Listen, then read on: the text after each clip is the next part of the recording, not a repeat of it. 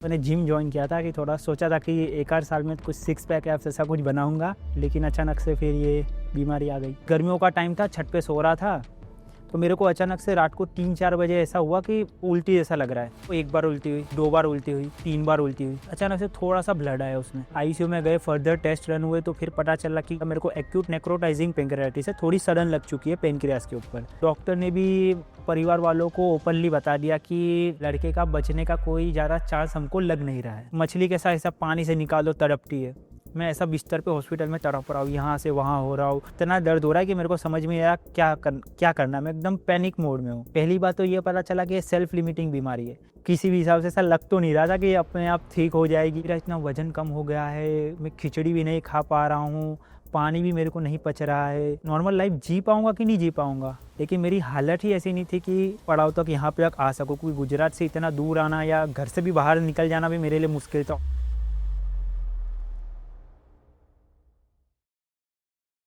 मेरा नाम नीरव पटेल है। मैं सूरत गुजरात से हूँ और मेरी उम्र अभी 24 साल की है। और आज आप यहाँ क्या कर रहे हैं? आज मेरा 1 साल का ट्रीटमेंट यहाँ पे पड़ाव पे कंप्लीट हो चुका है, तो फ़ॉलो-अप के लिए मैं आया हूँ मैम से।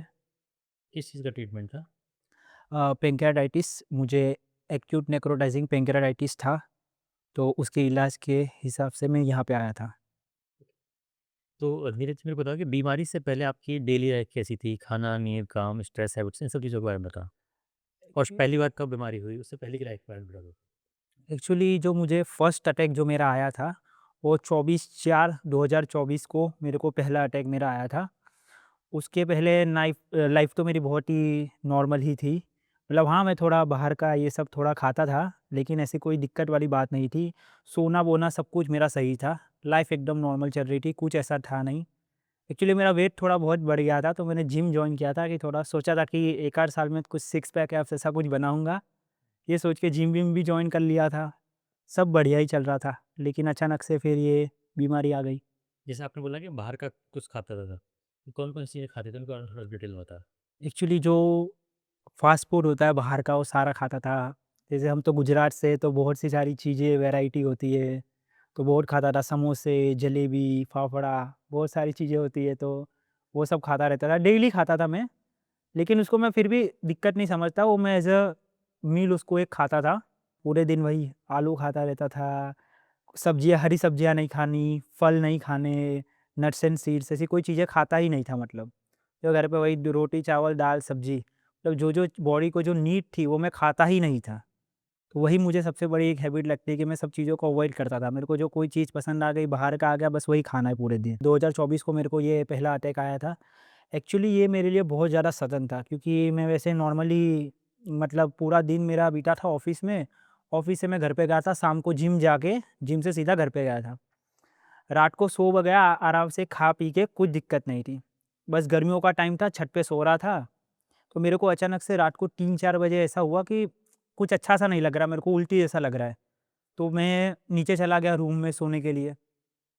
तो जैसे वहाँ पे गया, मेरे को 1 बार उल्टी हुई, फिर मेरे को 2 बार उल्टी हुई, फिर मेरे को 3 बार उल्टी हुई। उतने में मेरे पापा आ गए।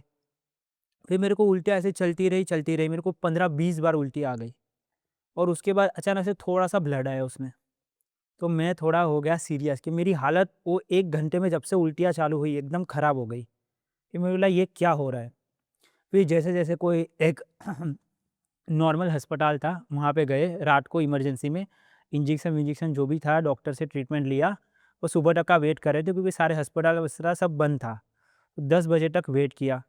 फिर जैसे ही हॉस्पिटल गया, मेरी हालत एकदम ख़राब हो गई। सारे टेस्ट कराए, पता चला कि मेरे को पेंक्रेयाटाइटिस है। तो पहली बार नाम पता चला कि भाई ये पेंक्रेयाटाइटिस करके भी कोई चीज़ होती है। तो ये होता क्या है? होगा मतलब कुछ पेट दर्द की या पेट की ही कोई बीमारी होगी। जैसे उन्होंने बोला बॉडी में पेंक्रियास करके कोई ऑर्गन है, उस पे सूजन आ गई है। तो हमने बोला हाँ भाई चलो ठीक है, आ जाते कभी, सूजन तो क्या है, नॉर्मल है, आ जाएगी, फिर चली जाएगी, 5-1 दिन अस्पताल में रहेंगे, ठीक हो जाएगा। लेकिन फिर ये तो दर्द बढ़ता ही गया, सिचुएशन और क्रिटिकल होती ही गई और फिर बहुत सारी चीज़ें और पता चली हमको उस हिसाब से कि आगे क्या करना है, क्या करना है। मेरी कंडीशन वर्स्ट होती गई। फिर मुझे 2 दिन में वो नॉर्मल अस्पताल में रहा, फिर सीधा मुझे आईसीयू में उन्होंने डाल दिया। फिर आईसीयू में गए, फर्दर टेस्ट रन हुए, तो फिर पता चला कि ये पैनक्रियाज़ जो है मेरा, वो नेक्रोसिस पैनक्रियासिस है। मतलब मेरे को एक्यूट नेक्रोटाइज़िंग पैनक्रियाटिस है, थोड़ी सडन लग चुकी है पैनक्रियाज़ के ऊपर।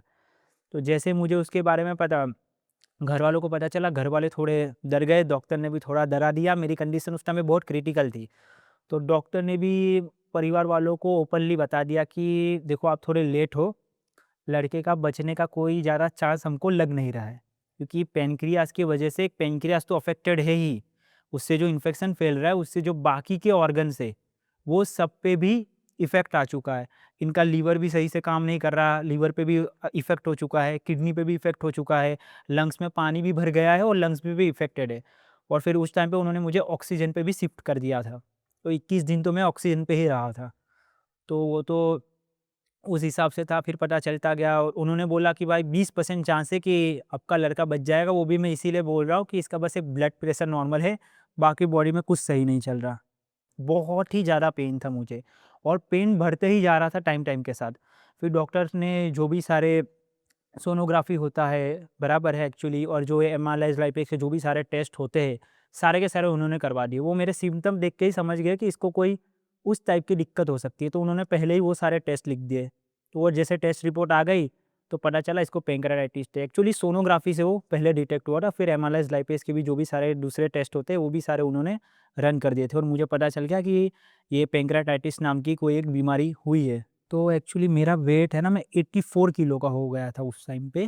मतलब बाहर का क्या है, ज़्यादा खा रहा था, जंक फूड था, एक्सेस कैलोरीज़ जा रही थी बॉडी में, तो धीरे-धीरे वेट पुट ऑन हो गया। अब मेरे को था कि देख रखा था, माइंड में था कि जिम करना है, बॉडी बॉडी बनानी है, ये सब माइंड में था। तो इस हिसाब से सोचा था। पहला ही महीना था, पहले ही महीने में मेरा 15 से 20 किलो जैसा वज़न कम हो गया। पहले ही महीने में जो मेरे को अटैक आया, और उस टाइम पे मैं, 84 से 64 हो गया। हाँ, और उस टाइम पे मैं 1 महीने तक हॉस्पिटल में एडमिट रहा था। 1 महीने पूरे। फिर मुझे नॉर्मल वार्ड में शिफ्ट कर दिया, फिर वहाँ पे मैं 21 दिन और रहा। उसके बाद मेरा काफ़ी वज़न-वज़न तो सब कम हो गया था। फिर मैं एक बड़े हॉस्पिटल में गया, जो सूरत के सबसे बेस्ट हॉस्पिटल है, गैस्ट्रोएंटरोलॉजी सबसे बड़े-बड़े वहाँ पे ही है। तो वहाँ पे अपने ट्रीटमेंट के लिए, वो सब के लिए गया।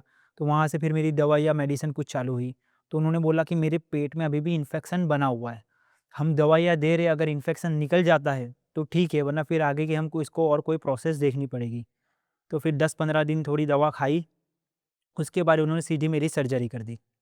क्योंकि फिर मेरे को सेकंड बार भी फिर मेरे को फिर पेन अचानक से स्टार्ट हो गया, और इस बार का पेन तो हद से ज़्यादा था। मतलब मैं थोड़ा-सा अनकॉन्शियस जैसा हो गया था। मेरे को पता ही नहीं मैं कहाँ पे लेटा हुआ हूँ, कहाँ पे घरवालों ने रखा है। मैं बोल रहा हूँ कि मेरे को बहुत पेन हो रहा है, कुछ करो, कुछ करो, कुछ करो। बहुत ही ख़राब हालत थी मेरी।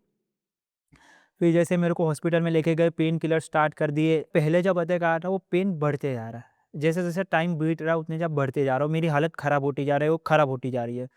इतनी ज़्यादा ख़राब कि जैसे समझ लो कि मैं एक मछली कैसा ऐसा पानी से निकालो तड़पती है।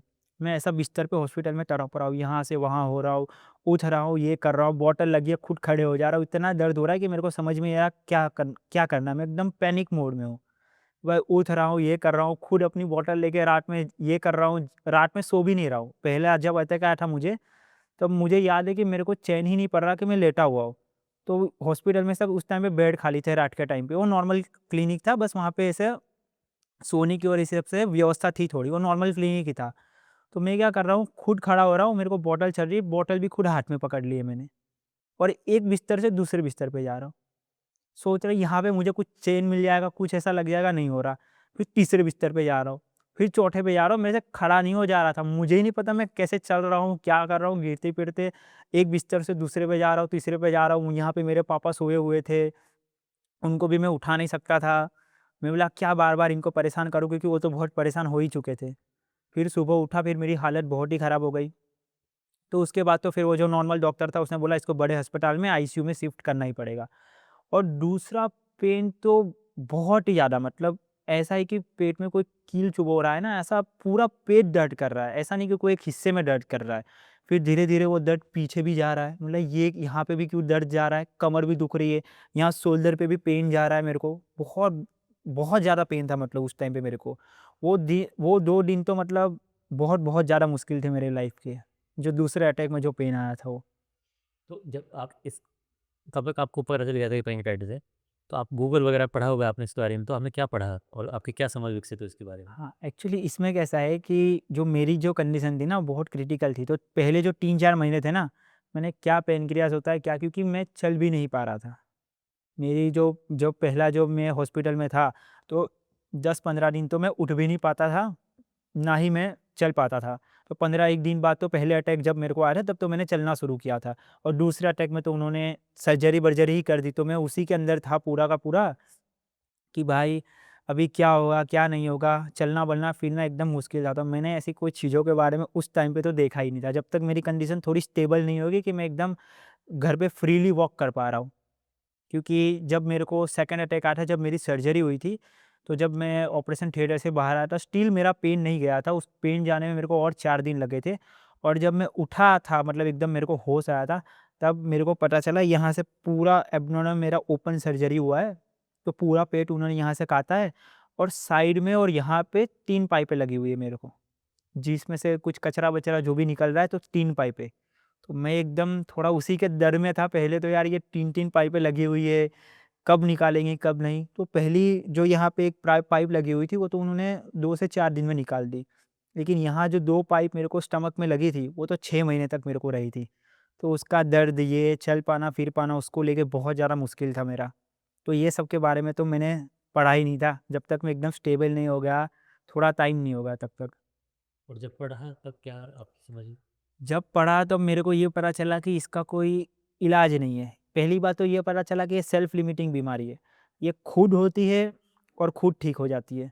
लेकिन मेरे को किसी भी हिसाब से ऐसा लग तो नहीं रहा था कि ये अपने आप ठीक हो जाएगी या ऐसा होगा, वैसा होगा। क्योंकि ना मेरे पानी पी रहा हूँ, ना पानी पच रहा है मेरे को, खिचड़ी भी नहीं पच रही है मेरे को। नॉर्मल खाना सब कुछ एकदम छोड़ दिया, खाना भी नहीं पच रहा मेरे को। तो पढ़ा तब मेरे को पता चला कि यार ये तो लाइलाज बीमारी है। एलोपैथी में इसका तो कोई इलाज नहीं है, मतलब सिम्पटम्स का इलाज है। आपको बुखार आ रहा है तो बुखार का इलाज कर देंगे, आपको दर्द हो रहा है तो पेन किलर दे देंगे आपको। मतलब वही जो सपोर्टिव इलाज होता है, मतलब इसके जो सिम्पटम्स दमाने का, वही आप एलोपैथी में पॉसिबल है। इसमें कोई पेनक्रियाज़ फिर से ठीक हो जाए, ये हो जाए, ऐसा कोई चीज़ है नहीं। ओके।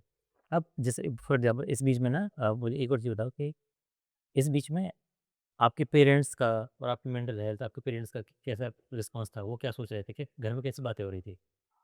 एक्चुअली घर वाले ने तो ऐसा सोचा था, पहले हॉस्पिटल में गए, जैसे उन्होंने बोला कि आईसीयू में ले जाना है, तो ये उनको लगा ये तो कुछ झूठ बोल रहा है, इसको लगता है पैसे-वैसे खाने हैं इसके लिए भेज रहा है, अभी तो लड़का ठीक था, अभी 2 दिन में अभी हॉस्पिटल में लाया, कैसे उसको आईसीयू में ले जाना है, पहले तो उसके शौक में थे वो। फिर आईसीयू में गए, और जब इन्होंने बोला कि भाई इसके बचने के चांस नहीं है, बहुत मुश्किल है इसका बचना, ये वो, तो घर वाले एकदम से घबरा गए थे। बस ये मेरे घर में थोड़े पापा स्ट्रॉन्ग है, वो थोड़े माइंड से स्ट्रॉन्ग थे, बाकी सब घरवाले और सब तो हालत सबकी ख़राब थी, सब रो रहे थे कि इसको अचानक क्या हो गया, ये वो, मतलब घर पे बहुत बुरा हाल था। और मैं एक और एक्सपीरियंस मेरा शेयर करता हूँ, उसमें मेरे लिए सबसे डरावना क्या था कि जब मैं आईसीयू पे था, तो मेरा चौथा दिन होगा, मुझे इतना याद है कि चौथा दिन होगा। उस समय पे मुझे लगा कि हाँ, मैं नहीं बचूँगा। मतलब कि मेरे को मन में क्या होगा, मैंने एक्सेप्ट कर लिया, मेरी जो कंडीशन चल रही थी, मतलब नहीं बचने वाला, मतलब मन में मेरे को एक बार थॉट आ गया कि मैं बचने नहीं वाला हूँ। और मैंने ना अपनी ऐसी सेंसेस जो होती है ना, छोड़ना स्टार्ट कर दिया कि हाँ भाई अभी मर जा रहा हूँ, छोड़ो अभी, मतलब आँखें बंद करके मैं अपनी सेंसेस ऐसे छोड़ रहा हूँ। फिर अचानक से मुझे कोई एक और चीज़ याद आ गई, फिर मैंने बोला नहीं, नहीं, नहीं, कुछ नहीं होगा, कुछ नहीं होगा, मैं बच जाऊँगा। फिर मतलब वहाँ से मैंने हिम्मत कर ली, वरना उस मोमेंट पे तो लगा कि मैं मर चुका हूँ, और मैंने इस हिसाब से छोड़ ही दी थी, होप भी छोड़ दी, अपनी सारी सेंसेस बॉडी को छोड़ दिया कि बस अभी मैं नहीं बचने वाला हूँ। उसके बाद आगे क्या हुआ? हाँ, उसके बाद फिर मेरे को मतलब ऐसे थे, जैसे नहीं बोलते ऐसे पंडित जी को सब हाथ-वाथ या कुंडली-वुंडली दिखाते, तो उनकी एक बात याद आ गई मेरे को। वो ऐसा बोलते कि भाई तेरी आयुष्य रेखा बहुत लंबी है, तू बहुत लंबा जिएगा। मेरे को उस एग्ज़ैक्ट मोमेंट पे वो बात याद आ गई, और फिर मैं बोला, फिर भगवान का मैंने नाम लिया, बोला नहीं कुछ नहीं होगा, कुछ नहीं होगा, जीना है अपने को, अपने अभी हो जाएगा, ठीक हो जाएगा, ऐसा करके मैंने हिम्मत बटोर ली। और फिर उस मूवमेंट में से बाहर आ गया, वरना मैंने उस मूवमेंट पे होप तो छोड़ दी थी। बोला अब खत्म है, छोड़ो, मैंने ऐसा होता है ना कि बंदा छोड़ रहा है कि हाँ भाई अभी मैं मर रहा हूँ, चलो छोड़, एक्सेप्ट कर लो। वो एक्सेप्ट कर लिया था एक मोमेंट के लिए मैंने उस चीज़ को। ओके। उसके बाद नेक्स्ट अटैक आया फिर? हाँ, वही जो मेरा ये फर्स्ट अटैक था, फिर सेकंड अटैक आया, फिर उसके बाद मेरे को वो पाइपें लगी हुई थी। फिर कंटिन्यू मेरे को अटैक आते रहे, फिर 3 महीने बाद मेरे को एक और अटैक आ गया। फिर 2 महीने बाद एक और अटैक आया। फिर 2 महीने छोड़ के फिर 1 महीना छोड़ के एक और अटैक आ गया। तो मुझे टोटल कुल 5 अटैक आए हैं। ये बहुत सडनली आया था और इसके पहले भी मैंने अपना एक बिज़नेस शुरू किया था, तो मैंने उसमें सारे पैसे लगा दिए थे। तो फिर मेरा वो काम भी बंद हो गया, मेरा बिज़नेस भी बंद हो गया और मेरे पापा एक नॉर्मल जॉब ही करते और मेरी बहन एक जॉब करती है। हम घर में वो 2 लोग ही थे उस टाइम पे कमाने वाले और मैंने तो नया-नया बिज़नेस शुरू किया था। तो अचानक से इतना ज़्यादा खर्चा हो गया तो बहुत ज़्यादा भारी तो था, लेकिन कैसे ना कैसे करके थोड़े पैसे एडजस्ट कर के इलाज कंटिन्यू कर रहे थे। फाइनेंशियली तो बहुत ज़्यादा हार्ड था मतलब। हमको एक टाइम पे तो ऐसा था कि हमको ये भी नहीं था कि आगे का खाने का कैसा हो पाएगा, क्योंकि दवा का भी यहाँ से पैसे आ रहे, कहाँ वहाँ से 50,000 आ रहे, कहीं यहाँ से 2 लाख लेके आ रहे, ऐसा-ऐसा कर के और पापा ने भी जॉब छोड़ दी क्योंकि मेरी हालत ही इतनी ख़राब थी कि उनके अलावा मेरे को कोई सँभाल नहीं पाता। तो उन्होंने भी जॉब छोड़ दी। बहन बस एक जॉब पे जाती थी, वो भी बहुत मतलब परेशान रहती थी कि ये है, वैसा है, वैसा है। तो फाइनेंशियली तो एक टाइम पे ऐसा भी मोमेंट आ गया था कि आगे अभी कैसे मैनेज कर पाएँगे इसको, आगे खाने का भी कैसे हो पाएगा, क्योंकि इसमें इतने लाखों रुपए डाल दिए थे हमने। पहले तो मेरे माइंड में यही था कि मतलब उस मोमेंट पे मेरे को सबसे बड़ी दिक्कत यही चल रही थी कि नॉर्मल लाइफ़ जी पाएँगे कि नहीं जी पाएँगे। सबसे बड़ा क्वेश्चन माइंड के अंदर वही था कि मैं अपने आप को देख रहा हूँ कि मेरा इतना वज़न कम हो गया है, मैं खिचड़ी भी नहीं खा पा रहा हूँ, पानी भी मेरे को नहीं पच रहा है। तो मतलब आगे नॉर्मल नॉर्मल लाइफ़ जी पाऊँगा कि नहीं जी पाऊँगा? और इसका इलाज भी कोई नहीं है। मतलब क्या करूँगा, बस यही सारी चीज़ें चलती रहती थी कि भाई आगे क्या करना है, मेरा तो ये गोल है, ये आगे-आगे मेरे को बहुत सारी चीज़ें करनी है, कैसे करूँगा? अभी तो मैं यंग हूँ, करियर भी मेरा अभी तक सेट नहीं हुआ है और इतने में मेरे को ये बीमारी आ गई। यही सब सोचता रहता। 5वें अटेम्प्ट तक आपका सॉरी 5वें अटैक तक आपका वज़न कितना गिर गया था? हाँ, 32 किलो। 32 किलो हो गया था हाँ, 32 किलो हो गया था। उतना। 84 से 32 हो गया था। हाँ, नहीं 32 किलो वज़न कम कम हुआ हो था। हाँ, 84 से मैं 52 के आस-पास आ गया था। उतने पे मेरा वज़न मेंटेन चल रहा था, 51-52 जैसा, 84 से। ओके और इन पाँचों अटैक्स में सबसे मुश्किल अटैक्स कौन-सा था? एक्चुअली सबसे ऐसे दर्द के हिसाब से देखने जाए तो जो दूसरा अटैक था, वो सबसे बड़ा था, लेकिन जो मेंटली अगर मैं देखने जाऊँ, तो मुझे जो तीसरा अटैक आया था ना, वो मेरे लिए सबसे ज़्यादा मुश्किल था मतलब। क्योंकि मैंने इतना सब झेल लिया पहले 2-3 महीने और जब तीसरा अटैक आया, फिर मेरे को अस्पताल में भर्ती किया। चलो वो तो ठीक है, 3-4 दिनों में उन्होंने मतलब छुट्टी दे दी। अब उन्होंने मुझे दे दी 12 पेन किलर खाने को, मतलब 12 से भी ज़्यादा आई थिंक। दिन में 4 बार खानी थी 4 पेन किलर। तो सुबह ये 9 बजे है, तो मैं खाने के बाद 4 पेन किलर खाऊँगा। फिर 4 घंटे का गैप रख के और 4 खाऊँगा। ऐसा दिन में 4 बार ये, तो मैं कुछ 16 पेन किलर मैं खा रहा था। तो वो 16 पेनकिलर 1 हफ्ते जैसा मैंने खाई और उस टाइम पे मेरे को दर्द है ना पेट से एकदम कमर पे चला गया था और वो बहुत ज़्यादा पेन हो रहा था। ऐसे भी मैं चल नहीं पा रहा था, बस मुश्किल से लेटा रहता था या बैठता था। अब उसमें भी मेरे को दिक्कत आ रही है। तो वो मतलब मैं इमोशनली मतलब उसमें बहुत ज़्यादा टूट गया था। मैंने कहा यार ये तो मतलब ठीक ही नहीं हो रहा है यार, 2-3 महीना इतना झेल लिया, इतना कर लिया, लेकिन ये तो पीछा ही नहीं छोड़ रहा है, ये वाला दर्द तो वापस आया ही जा रहा है, आया ही जा रहा है। तो इसने मेंटली मुझे बहुत ब्रोक कर दिया था। एक्चुअली कैसा था कि जब मुझे सेकंड अटैक आया था, तभी से मुझे पड़ाव के बारे में पता था। वो उन्होंने बोला था, लेकिन मेरी हालत ही ऐसी नहीं थी कि मैं पड़ाव तक यहाँ पे आ सकूँ, क्योंकि गुजरात से इतना दूर आना या घर से भी बाहर निकल जाना भी मेरे लिए मुश्किल था, हॉस्पिटल तक जाना। तो इतनी दूर आना पॉसिबल नहीं था और मेरी कंडीशन बहुत ज़्यादा क्रिटिकल थी। तो उस टाइम पे तो हमने थॉट को वो कर दिया।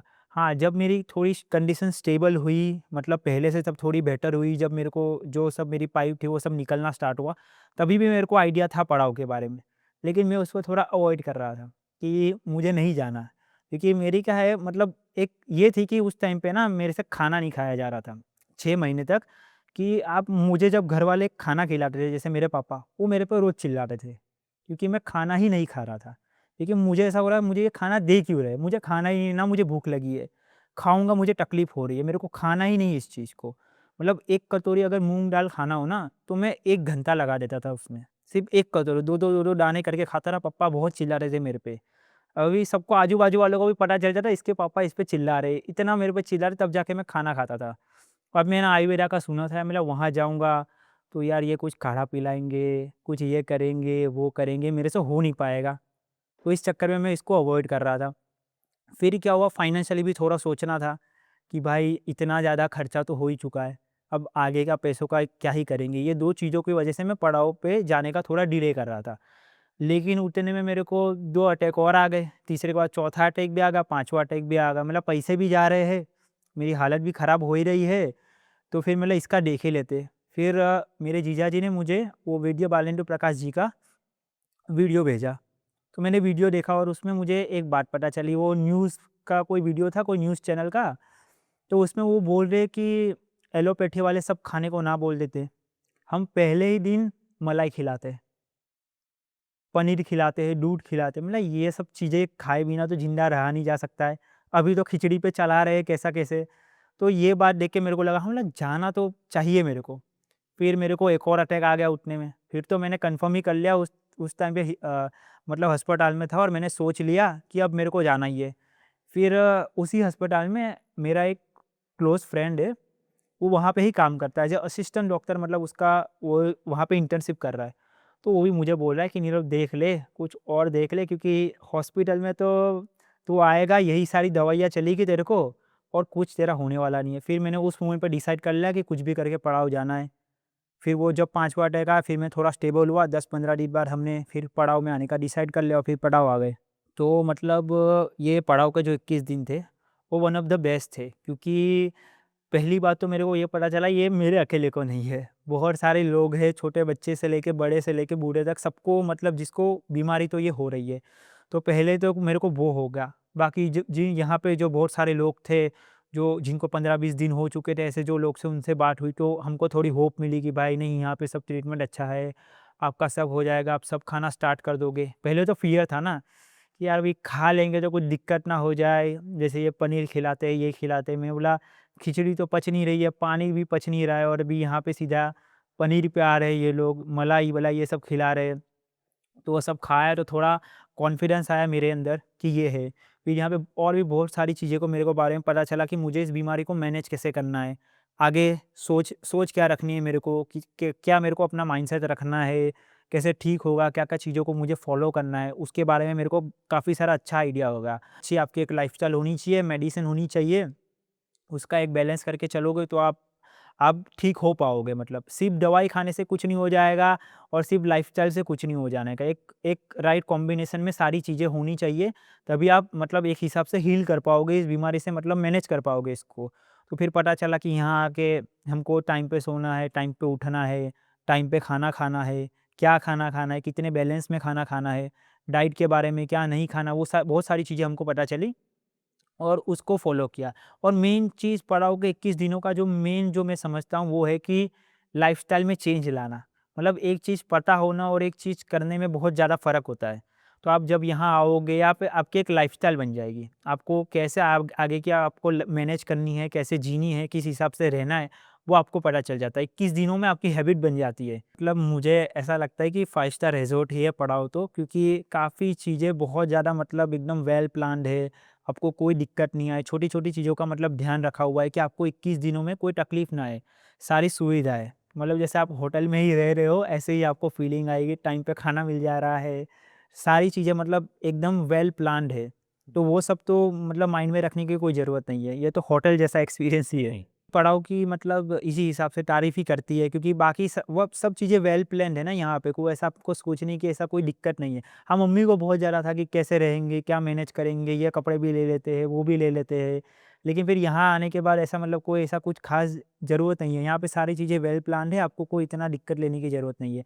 और पड़ाव का मेन ये जो छोटी-छोटी चीज़ें उसका ये है कि पड़ाव वाले सामने से जो आप पड़ाव की टीम है वो आपको बता ही देते हैं कि क्या चीज़ें, क्या कितनी लाना है, क्या हिसाब से। वो एक्चुअली फ़ोन और मैसेज करके उन्होंने हमको बता ही दिया था कि इतनी-इतनी चीज़ें ये सब लेके आना है आपको, तो फिर हमको कोई ऐसे कोई ख़ास दिक्कत नहीं हुई मतलब। जो पड़ाव का जो मेन ट्रीटमेंट है, उसमें आप लाइफ़स्टाइल समझ लो और डाइट समझ लो। ज़्यादातर यहाँ आके मेरे को ये भी एक आइडिया हो गया कि ये जो बीमारी मेरे को हुई है, जैसे मेरे को डॉक्टरों ने इडियोपैथिक बोला था कि इसका कोई रीज़न ही नहीं है कि आपको क्यों बीमारी हुई है, उसको इडियोपैथिक बोलते, तो मेरे को डॉक्टरों ने वो बोला हुआ था। तो यहाँ आके मेरे को तो फर्स्ट ये पता चला ट्रीटमेंट लेते समय कि ये मोस्टली जो है ना लाइफ़स्टाइल से ट्रिगर होता है। पैंक्रियाटाइटिस है मोस्टली लाइफ़स्टाइल से होता है कि आपकी खराब लाइफ़स्टाइल या आपकी जो खराब डाइटरी प्रैक्टिसेस होती है उसकी वजह से ही आपको बीमारी होती है। तो पड़ाव का बहुत ही जो पूरा वेल बैलेंस्ड इन्होंने पूरा प्लान बना रखा है, जैसे कि यहाँ पे आपको दिन में 6 मील्स खानी है, 3 बिग मील्स होती है, उसके साथ में 3 स्नैक्स होते हैं। जो एक पैंक्रियाटाइटिस के पेशेंट्स को खानी चाहिए, जैसे एलोपैथिक हॉस्पिटल में ही होते हैं कि आपको कम-कम लेकिन लगातार खाते रहना, एक साथ आपको नहीं खाना है। तो उसी हिसाब से ये सारी चीज़ें मेंटेन है। फिर एक टाइम पे सोने-उठने का एक इन्होंने फिक्स शेड्यूल रखा हुआ है, जो बहुत ज़्यादा हमारी बॉडी के लिए इम्पोर्टेंट है। क्योंकि जितना आपकी बॉडी स्लीप में जाती है, उतना बॉडी अपना इन्फ्लेशन कम करती जाती है, और पैंक्रियाज़ भी एक इन्फ्लेशन की ही बीमारी है। तो इनका सबसे पहला मेन है स्लीप, उसके साथ डाइट, कि डाइट एक टाइमिंग पे खाना, और दूसरा कि क्या खाना, वेल बैलेंस डाइट होनी चाहिए जिसमें ये प्रोटीन को करते हैं। क्योंकि इंडिया में ज़्यादातर लोग प्रोटीन में ही डेफिशिएंट है। जैसे मैं जिम जा रहा था तो मुझे थोड़ा आइडिया था कि अभी प्रोटीन को थोड़ा बढ़ाना है, लेकिन यहाँ आके पता चला कि नहीं, प्रोटीन को खाना ज़रूरी है। प्रोटीन एक की न्यूट्रिएंट है जो हमारी डाइट से बहुत ज़्यादा मतलब मिसिंग है, जिसकी वजह से हमारी बॉडी बहुत ज़्यादा सफ़र करती है। तो एक राइट प्रोपोर्शन में डाइट को लेना, आप protein, fats, carbohydrates, vitamins, minerals किस हिसाब से खा रहे हो और किस टाइम पे खा रहे हो, तो ये उनका एक मेन है। फिर उसके साथ आप कितना पानी पीते हो, दिन में आपको जो भी पानी पीने का होता है, वो आपको बताया जाता है कि आपको दिन में इतना पानी पीना है। फिर उसके साथ सोने का, और उसके साथ इनकी मेडिसिन। और मेडिसिन का भी अगर मैं इनका मेन एक्चुअली बताऊँ, तो मुझे होप इसके लिए थी क्योंकि ये वेल रिसर्च मतलब मेडिसिन है। इसके ऊपर काफ़ी रिसर्च चल रही है, और दूसरा कि इसके ऊपर अच्छा खासा एविडेंस है। ये दवा इतने सालों से इतने पेशेंट को दी जा रही है, वो लोग खा पा रहे हैं, नॉर्मल खाना खा पा रहे हैं, अच्छे एक नॉर्मल लाइफ जी पा रहे हैं, और एविडेंस है कि इतने लोगों को ये ठीक करता है। तो ये मेन पड़ाव के ट्रीटमेंट का है कि इन्होंने सब चीज़ें मैनेज कर रखी है। आहार विहार औषधि जो पड़ाव का जो मंत्र है, उस हिसाब से वेल डिज़ाइन ये पूरा प्रोटोकॉल है, जो आपको फॉलो करोगे तो आपको इस बीमारी में ज़रूर राहत होगी। और जब इन्होंने ये पनीर का बोला, जब थोड़ा घी रोटी पे ऐसा डाल के आया, क्योंकि मुझे जभी भी अटैक आ रहे थे बार-बार, पहले 2 अटैक के बाद जो भी मेरे नॉर्मल अटैक मेरे को हो रहे थे, जिसमें 1 हफ्ते के जैसा मैं हॉस्पिटल में भर्ती रहता था। तो डॉक्टर मेरे को हर बार पूछता था, "कुछ तेल मसाले वाला तो नहीं खाया? घी तो नहीं खाया तूने?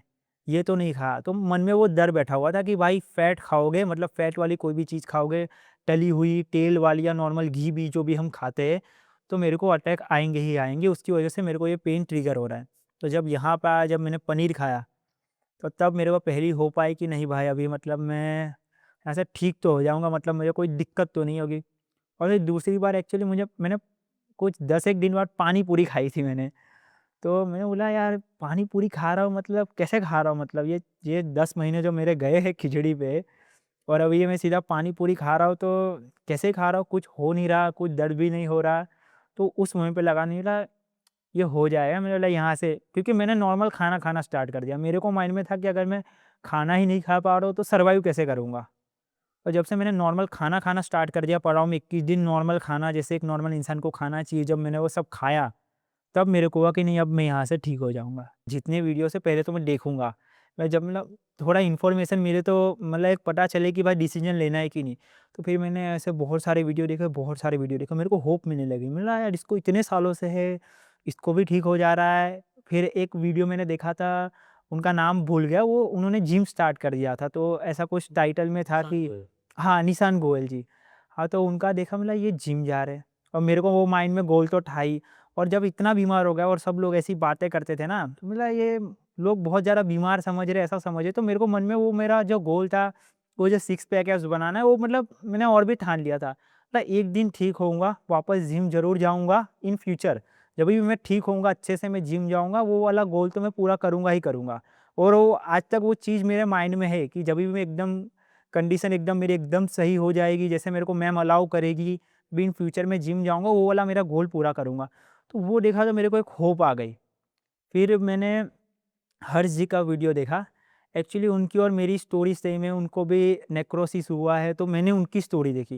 बोला ये तो मेरे जैसे ही है, ये भी इनकी भी सर्जरी हुई है, इनको भी ऐसे मतलब नाक में ऐसे पाइप डाली हुई थी, ये था, वो था, इनकी मेरी स्टोरी मैच थी, और इनको नेक्रोसिस था। बोला इनको ठीक हो गया है, ये एकदम हट्टे-कट्टे दिख भी रहे हैं। उनका एक फ़ोटो भी देखा था मैं, वो मेरे जैसे ही हो गए थे, एकदम पतले। और उसके बाद मैंने देखा यार, ये तो यार एकदम नॉर्मल है। वो बोल रहे हैं कि मैं सब कर रहा हूँ, ये कर रहा हूँ, नॉर्मल एक लाइफ़ जी रहा हूँ, ऐसा हो रहा है।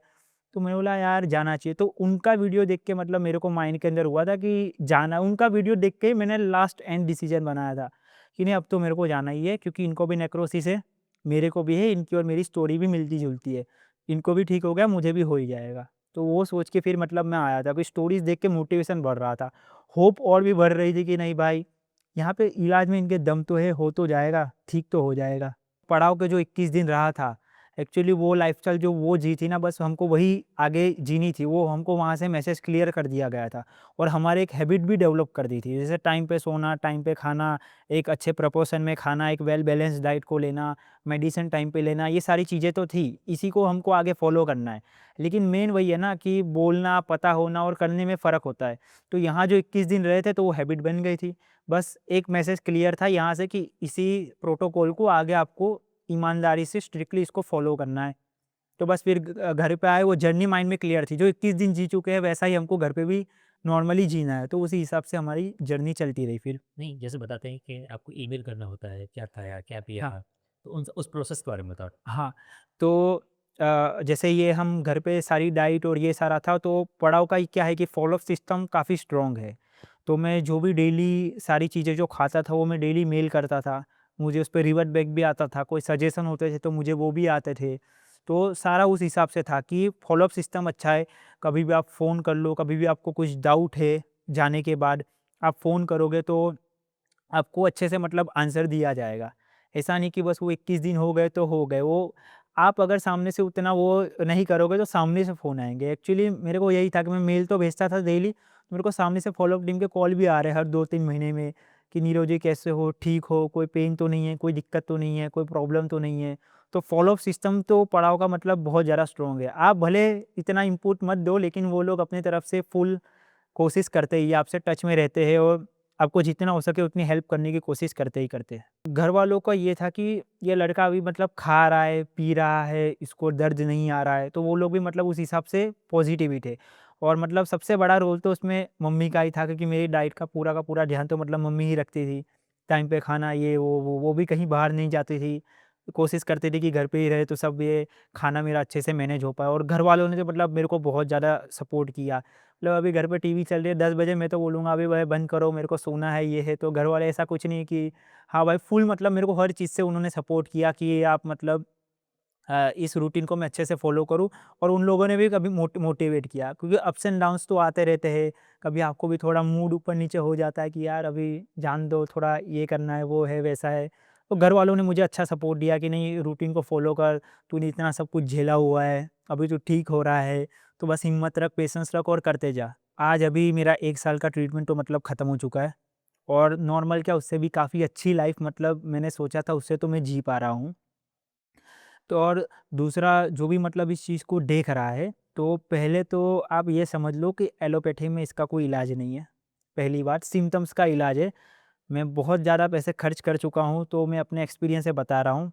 दूसरा, इसको वो वाला आयुर्वेदा मत समझना जो आपने सुना हुआ है। ये आयुर्वेदा से एक अलग ही चीज़ है, जो मैंने आपको स्टार्टिंग में बताया कि मॉडर्न मेडिसिन और आयुर्वेदा का ये एक ब्रिज है मतलब। तो वो माइंड आप क्लियर में रखना, और एक बात ये ख़ास याद रखना कि आप जितना चीज़ को डिले करते जाओगे, जितना अपने डिसीज़न को, उतनी आपकी कंडीशन ख़राब होती जाएगी। तो इस चीज़ का ध्यान रखना। जिनके भी जो भी पेरेंट्स हैं जिनके बच्चों को ये हुआ है, या जिनके भी पार्टनर्स हैं जिनको ये पैंक्रियाटाइटिस हुआ है, उनको मेरा यही मैसेज है कि होप है। पड़ाव आपके लिए एक होप है कि आप यहाँ पे आओगे तो आप ठीक हो सकते हो। ये नॉर्मल आयुर्वेदा जैसा बिल्कुल भी नहीं है। आप बस डिसीज़न को डिले मत करिए। जितना आप डिले कर रहे हो, आप उतनी अपनी कंडीशन और अपनी हालत को ख़राब करते जा रहे हो। और ये एक जानलेवा बीमारी तो है ही। तो उस चीज़ को ध्यान में रखते हुए जल्दी से डिसीज़न लेना चाहिए। और हाँ, होप तो है। मैं मानता हूँ कि आपको डाउट तो रहेंगे माइंड के अंदर, क्योंकि आप हॉस्पिटल में गए हो, आपने ऐसी कंडीशन देखी है, शायद वर्स्ट से वर्स्ट कंडीशन भी आपने देखी हो हॉस्पिटल में, तो आपको शायद उम्मीद ना हो। वो मैं भी देख चुका हूँ, लेकिन पड़ाव में होप है। आप पड़ाव में आओगे तो पैंक्रियाटाइटिस से आपको छुटकारा ज़रूर मिलेगा।